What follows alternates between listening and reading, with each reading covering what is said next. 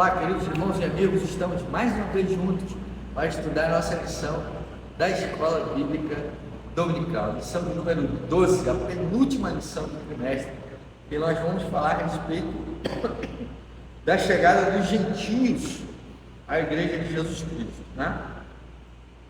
Qual o objetivo dessa lição? O objetivo final dessa lição é entendermos como foi a chegada dos gentios para a Igreja primitiva e quais as implicações decorreram dessa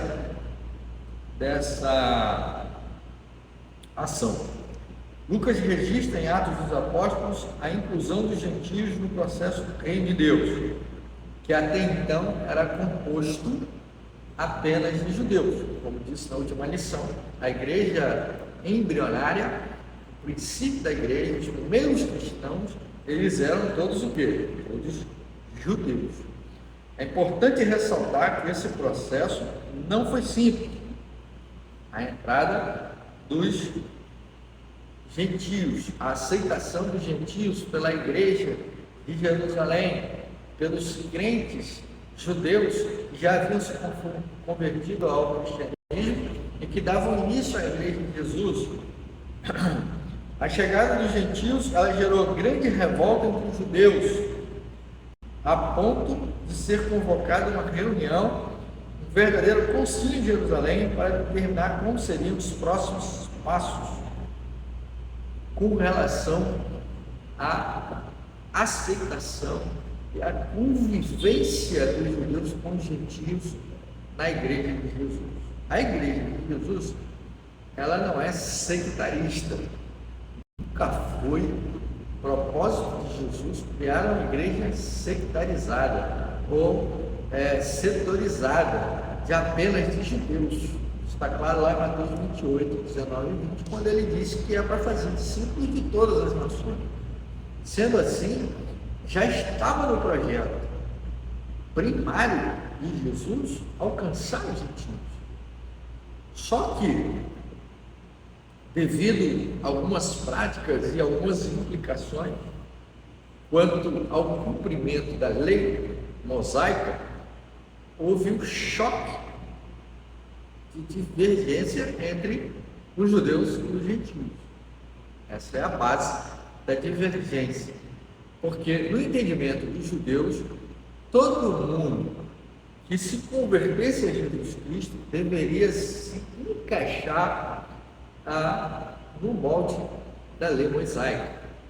E principalmente o apóstolo Paulo tinha uma visão diferente disso, e as suas escritas, seus escritos, eles entendiam um rompimento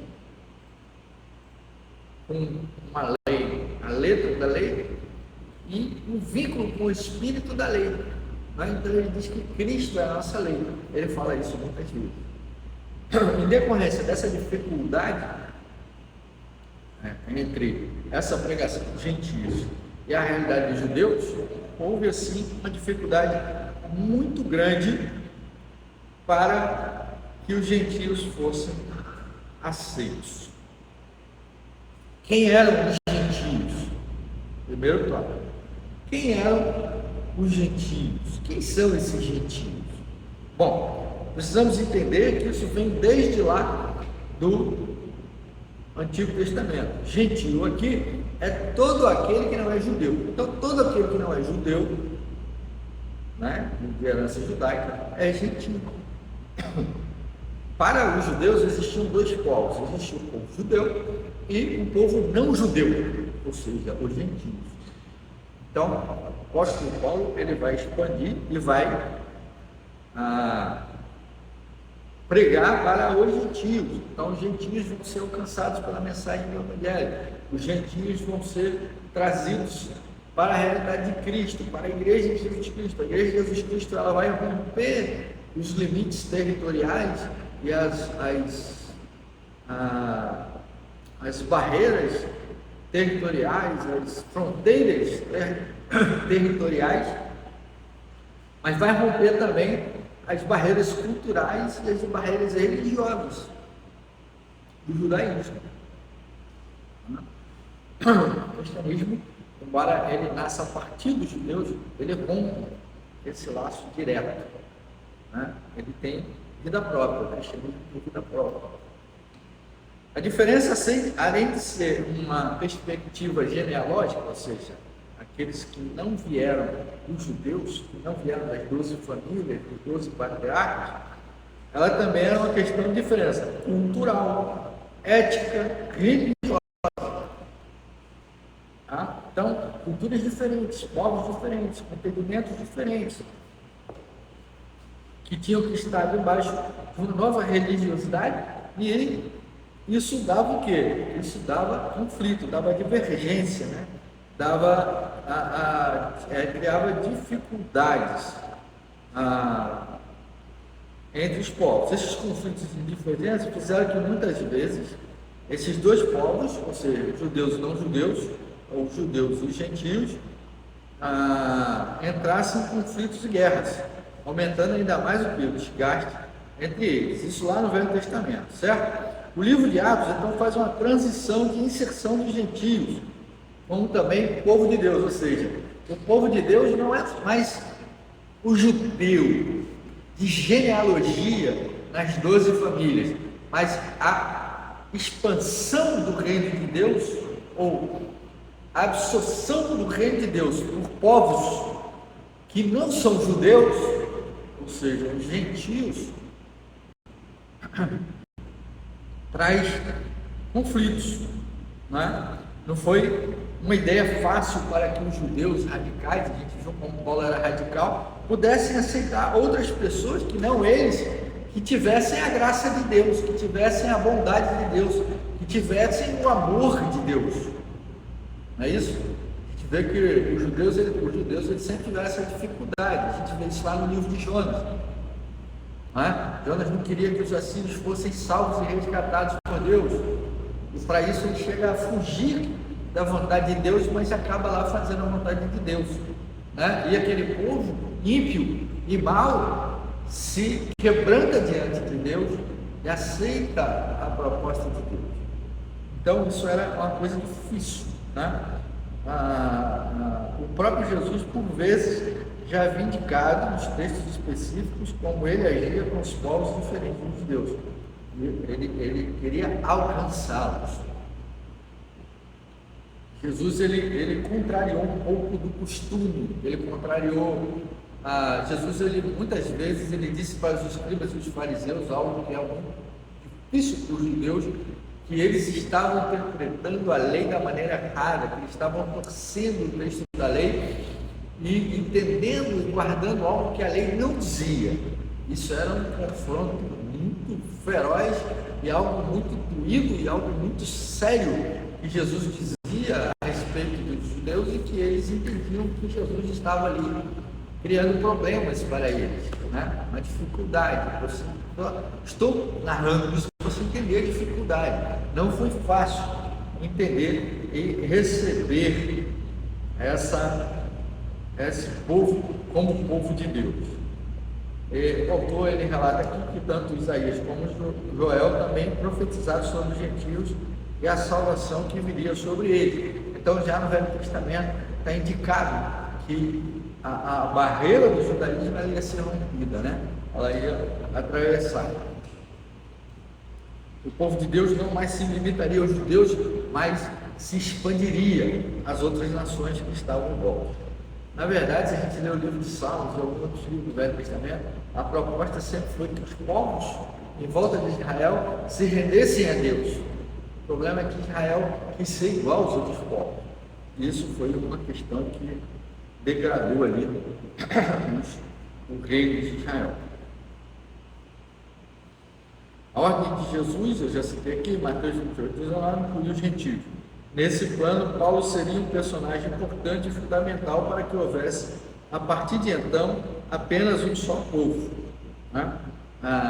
Como foi dito para os irmãos, a importância de Paulo, né? Da conversão de Paulo, para que ele pudesse alcançar os povos gentios, dado o seu conhecimento das culturas, o seu conhecimento das línguas, o seu conhecimento da geografia dos lugares que estavam ali ao redor, dos povos lá, dos árabes, dos persas, dos gregos, a influência que Paulo tinha lá, o respeito que Paulo tinha em toda aquela região, isso fez com que Paulo fosse um grande plantador de igrejas fora da terra dos judeus, né? E com isso alcançasse o maior número de gentios para o reino de Deus, e esses se tornariam o quê?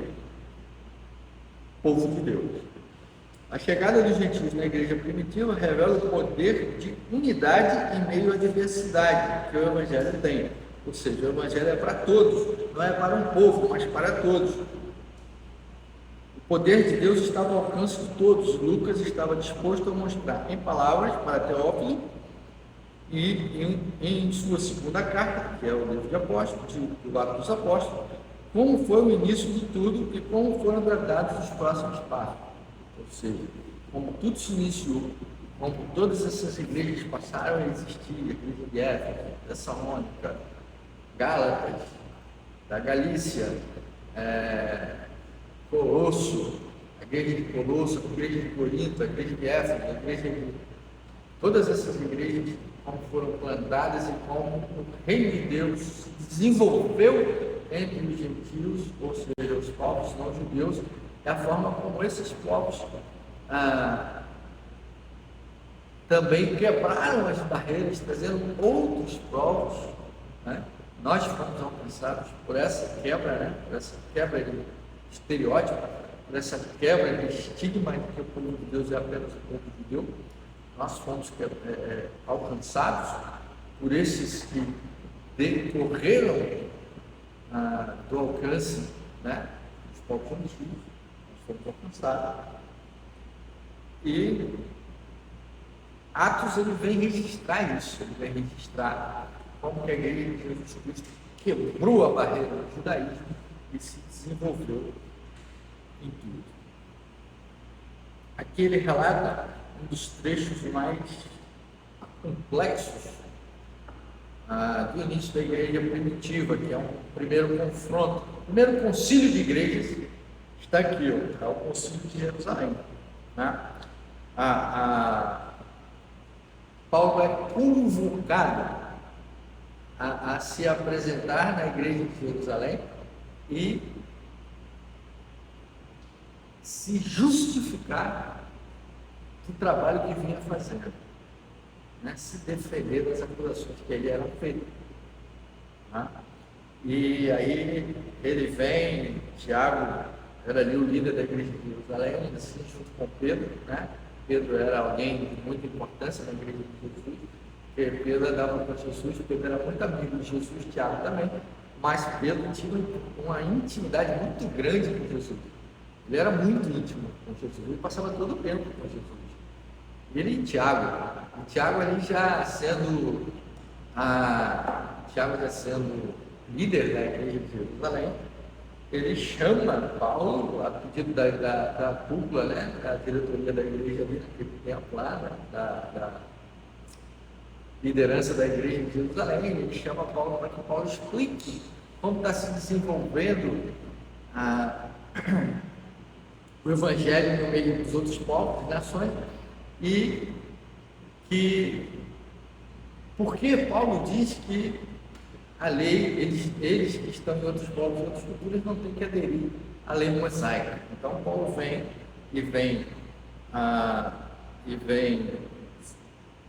dar o relatório, se apresentar à igreja, respeitando a autoridade e a liderança da igreja de Jerusalém. Paulo vem até eles. Pedro é fundamental nessa defesa de Paulo, né? As palavras de Pedro em Atos 10, 34 e 35 revelam a importância daquilo que Deus estava falando no coração dos apóstolos em submissão a Jesus. A experiência de Pedro em Jope, quando Deus vai lá e Paulo tem um sonho e Deus coloca algumas coisas que são proibidas para os judeus, que não são santas para os judeus. E Pedro questiona, e manda que Pedro coma, e Pedro diz que não vai comer. Aí Jesus questiona ele, como que ele diz que é impuro aquilo que Deus diz que é santo. E aí Paulo entende que isso aí é uma metáfora ao povo que vai se chegar, aos gentios que vão se chegando ali, né? Então, Pedro ele vai lá e relata ali, a partir da sua experiência, ele revela a vontade do Senhor sobre os gentios, tá? Mesmo assim, não foi fácil. Além de Pedro, Paulo se tornou um grande pregador aos gentios, né? Porque Pedro já pregava aos gentios, já levava a palavra para fora com uma certa restrição, ele já estava muito envolvido no contexto judeu. E Paulo, ele estende isso, né? Ele vai embora. Ele, no decorrer de suas viagens missionárias, deixa nítida a sua relevância para esse povo, o povo judeu. Ele vai lá. Então, as epístolas de Gálatas, de Romanos, eles destacam a universalidade do Evangelho. O Evangelho é universal. Todo aquele que crê será salvo. Todo aquele que aceita Jesus Cristo como Senhor e Salvador será filho de Deus. Então, Paulo está ali pregando essa mensagem, levando isso para o povo. E por causa disso, nós fomos também achados, encontrados por esse Evangelho. Um evento de extrema relevância para a chegada dos gentios foi o Concílio de Jerusalém. Lá foram resolvidas as questões culturais, as questões religiosas, as questões de tradição. Lá ficou aclarado qual o papel de Paulo e qual o papel dos gentios na igreja de Jesus Cristo, como povo de Deus, né? E agora sendo sistematizado, né, por meio das declarações, sobretudo de Paulo, Barnabé, Pedro e Tiago, Paulo vai e dá prosseguimento à sua pregação entre os gentios. A forma de decidir como lidariam com os gentios convertidos em relação à lei mosaica também foi de extrema importância para a sequência da igreja, chegando até os nossos dias. Tiago foi um líder moderador que deliberou sobre aquele tema, ou seja, a absorção da lei mosaica por completo, tá? Ou não. Ele teve discernimento de Deus, teve sabedoria, dialogou, ouviu Pedro, ouviu Paulo, né? E dependente do Espírito Santo, isso mudou a história da igreja e o alcance da mensagem se estendeu assim de maneira muito maior, muito mais relevante, ok? A inclusão e vida dos gentios no reino de Deus é sobretudo uma história de transformação genuína por intermédio de Jesus. Diante dessa experiência, declaramos que Deus é soberano sobre todas as culturas, línguas e povos. Jesus é para todos, é universal. A fé em Jesus, sua graça e compaixão estão à disposição de todos os povos, línguas e nações. Jesus não está preocupado com questões étnicas, com questões linguísticas, com bordas territoriais, com fronteiras geográficas. Jesus quer todo aquele que nele crê. Sigamos o exemplo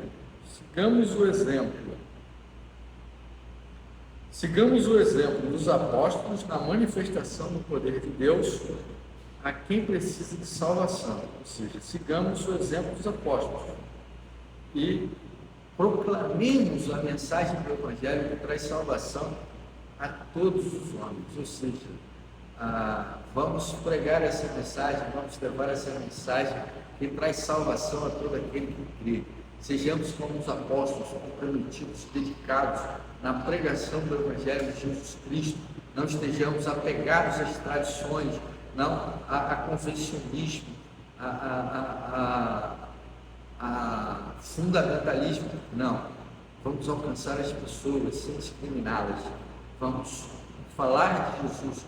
Vamos pregar o seu amor e a sua misericórdia e permitir que elas tenham a oportunidade de, assim como nós um dia, nos converter a Cristo Jesus. Ok? Deus abençoe a sua casa, Deus abençoe a sua vida, a sua família. Nos vemos no próximo domingo com a graça do Senhor Jesus.